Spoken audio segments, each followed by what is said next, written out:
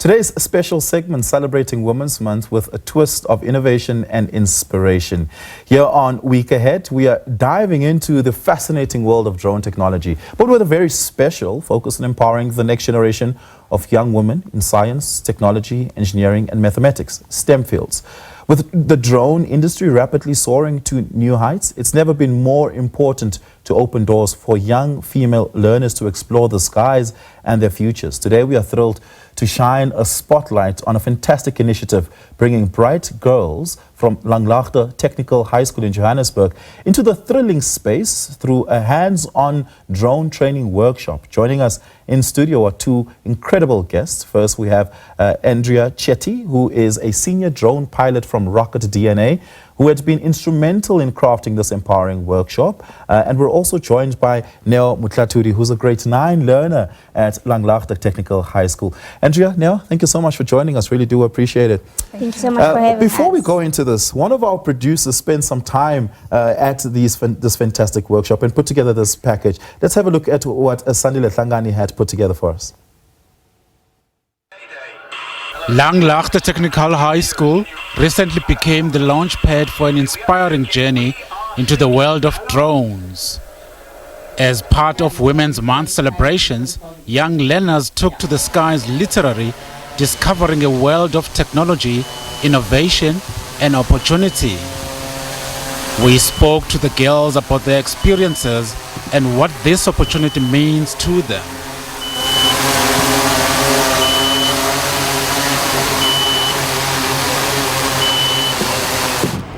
So it was a very cool experience, very exciting experience, and it was actually the first time I actually get to explore what drones are.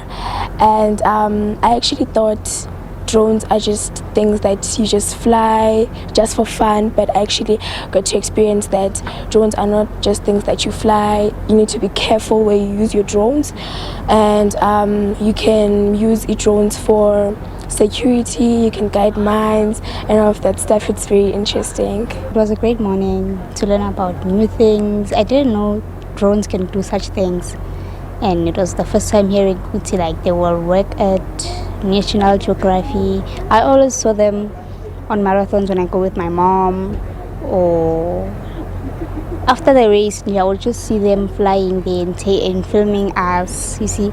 So I thought maybe it's for playing only and for maybe taking videos or pictures, but then they do such amazing things. Well, flying the drone, it was a new thing, especially being close to it and being able to see and witness everything. Yeah, so it's cool. It has been a beautiful experience learning new things. I didn't think it would be like this, so now I'm very interested, especially being the pilot of the drones. So yeah, I want to do it. It was a great opportunity for allowing us to come here, and we had fun, we enjoyed everything we did. And about the drones, it was amazing. Yeah, we had fun. To understand the bigger picture, we also spoke to two professional drone pilots about the industry and how they got started. It's a new technology that's always evolving, that's very important for people to get involved in. So the only way for something like this to keep evolving and to keep growing as a viable source of income and to increase technology is through awareness campaigns like we've been doing and through the training school that we offer. It's very important because a lot of people have a perception about especially male-dominated industries, and it's just very important to bring them into the room, so to speak, to see that there are other women here as well who do what someone like me does as a male, to show them that it's possible. And not only is it possible, they can excel here. And finally, the pilot leading the training shared her perspective on the importance of this initiative. Drone technology specifically, we're looking at photography, looking at mining. In mining, you're looking at monitoring high walls, monitoring people working safely. You're looking at in the agricultural space. There's drones that are able to do crop spraying. There's many different ways that this technology is able to advance, and as it gets, as the latest tech comes in, we're able to use it, and by using AI, we are able to actually push forward and move into the next frontier of stuff. For these young learners, the journey has only just begun. With wings of knowledge and new dreams, they are ready to soar into a future full of possibilities. Oh man, how lovely was that? Andrea, what on earth is a drone pilot? So a drone pilot is like a man pilot. We call them drone pilots. It's a person who's able to fly a drone from either a remote center or physically flying the drone on the ground and being able to do whatever applications needed from the client or whatever output is needed. How complex is it? It is quite complex. Just from that little demo that we did with the girls on the interview, one needs to be quite tech savvy, you need to be well equipped, and also there is registration behind it. Because I thought it's as simple as walking into, I don't know, Hi-Fi Corporation, buying a drone and getting a joystick and annoying your neighbors. Yeah, so we get that a lot, and no week is complete without me getting a question like that, but there's a lot of legality and SACAA law around it. And so depending on the type of drone you fly, I would assume the brief changes. If you're flying a drone to deliver medication to remote rural areas, a different type of speciality is needed. Yes. Whereas opposed if you're flying a drone across a wine farm and you irrigating crop, different specialities needed there. Talk to us about the different applications there. So with Rocket DNA, we've got different applications that we use. We specialize in mining as well as in security. And based on the applications that you've also mentioned in the agriculture space, such as the wine farm, one would need to have the different types of drones to actually go and do those services. Okay, that's fantastic. And so it's not just inviting someone to being into the field of flying a drone, you're inviting them into the field of the application, I would assume. Correct, right? Because there's more to just a drone, there's more to just drone technology than flying. One needs to know how to process the data, how to use GIS. So this whole industry opens up so much more than just flying the drone. The flying the drone is a fun part. The beauty happens when you actually process that data. No? Yes. Are you trying to be a drone pilot? I am looking forward to it, but then I would love to be in the engineering field. Yeah. Yes, because it's part of the engineering and it's very fantastic to know what drones can basically do. So I am looking forward to become a drone pilot one day. What did you learn specifically from the training workshop? Well, specifically I learned that they can do so much more than rather annoying your neighbors, as you said. Well, taking pictures of many places and talking to clients, that's very fantastic, and that you can do many things about them. Yeah. So talk to us about what actually happened in the training workshop. When you walked in, what was the first thing they told you? And by the time you left, what were the skills that you had to know about? Well, the skills are not so many, but then you had to have good eyesight, great really? English. Yes, you only need your grade 12 to become a drone pilot and 3 weeks of training. That's all.